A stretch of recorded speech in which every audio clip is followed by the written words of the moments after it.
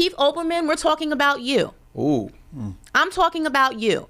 Ooh. Who went ahead and went on Twitter and called Angel Reese an effing idiot for doing the exact same thing that Caitlin Clark did. And if memory serves me correctly, you were celebrating when she did it. But when another woman does it, whose skin color looks a little bit different, all of a sudden she's an idiot. All of a sudden she's classless. All of a sudden she's ghetto.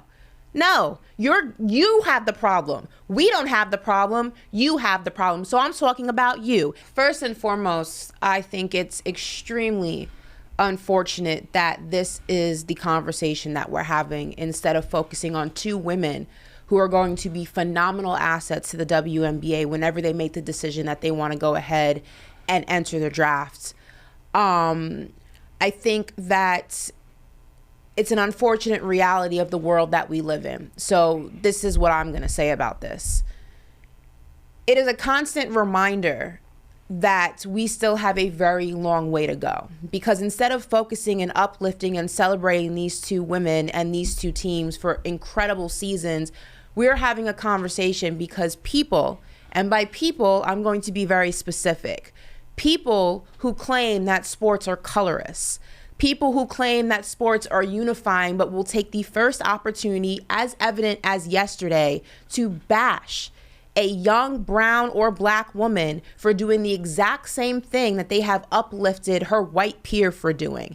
And you know, people will say, oh, it's not about race, and why is everything about race? Because you made it about that. Nobody was going ahead and having this conversation until you made it clearly evident that everything that comes out of your mouth when you talk about lack of bias in sports and sports being colorist and sports being unifying is only prevalent when those athletes, those black and brown athletes, remain in the box that makes you feel comfortable. Because the minute they step outside of that box, now it's, oh, they're bad sports, they're ghetto, they're too loud, they're obnoxious, how can they? This is what the problem is with sports. No, the problem with sports is that there are people like you, and you know who you are. I don't have to go ahead and name names and point fingers. You know exactly who you are. And everybody knows who you are because we saw it in black and white on Twitter. You let your racial bias come out whenever athletes step outside of the box that you tried to put them in. But I'm going to keep it very short and sweet. Angel Reese does not owe you anything. She doesn't have to stay in the box to make you feel comfortable. Neither does any other athlete, male or female. So if you have an issue with the way that they choose to express themselves when doing the exact same hand gesture or exact same trash talking as their white peers do, if that makes you uncomfortable, change the channel.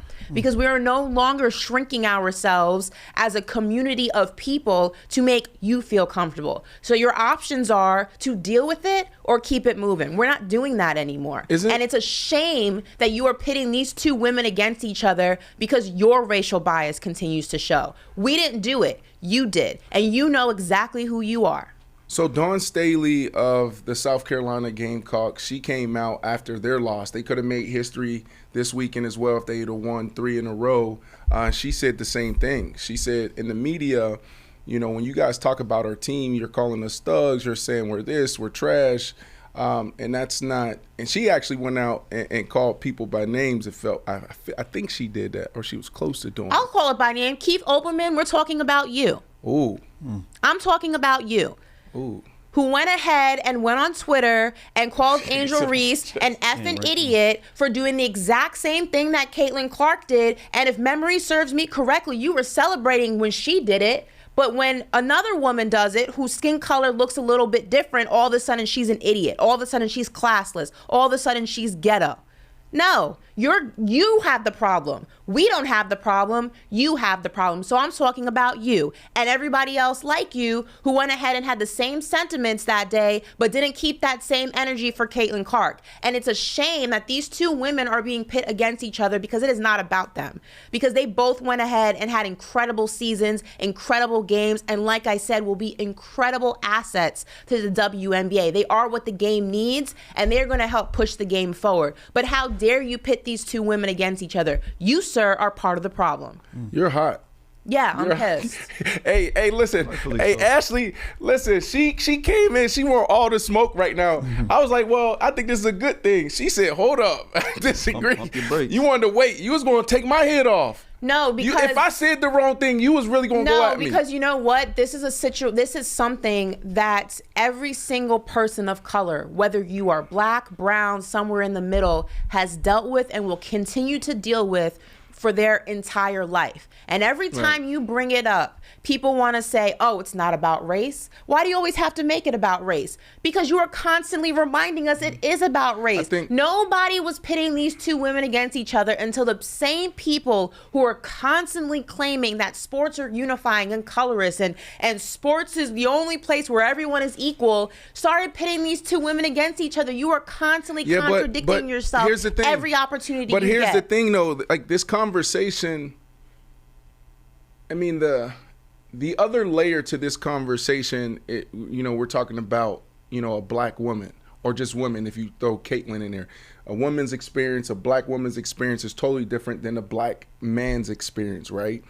But this is the same thing that Lamar Jackson is dealing with. It's the same conversation that we've been having as far as like, why are you guys treating us differently, right? And I just think that athletes, I just pray that athletes are paying attention, got their ears open, their eyes open, and they're moving accordingly. Like, we have all the power, Ashley. This is why I preach what I preach. Like, we can do a lot of this shit ourselves. Now, I'm not gonna go back to the conversation we had Thursday and you, D-Jack, got on me, but what I'm saying is, why do we continue to sit down with the Keith Olbermanns? Why do we continue to sit down with him? Because he has what platform? Because what is he giving us? Why can't we do it? He used his platform to spew. But I'm just using him as the example. This young woman. I'm just using him as the example. We have to be very strategic in this time. This is very sensitive time. Athletes should be figuring out what athletes do they sit down with. Artists should be sitting down with other artists. We need to be building each other up and each other's platforms up because we're going to protect each other. It's the fraternity. Like, we can still have a tough conversation and we can still hold each other accountable, but understand what they're doing. Understand what makes their networks go and what pays their bills. It's how they talk about us, and not in a good way. So hopefully we have our eyes open and our ears to the street and paying attention during this time. No, absolutely. And before we, move on from this conversation, I just want to remind everybody, especially young women and young women across the board, but specifically women of color, don't shrink yourselves to make people comfortable. Because there are going to be a lot of people who try to put you in a box because they're uncomfortable. And this is evident as of yesterday, and it's been evident across the board, male or female, but specifically young women. People will tell you you're too loud. People will tell you you're too this, you're too that. Oh, you should do a little bit less of that. You should do a little bit less of that because they're uncomfortable. Don't shrink yourselves for them. Tell them to catch up or shut up. It's as simple as that.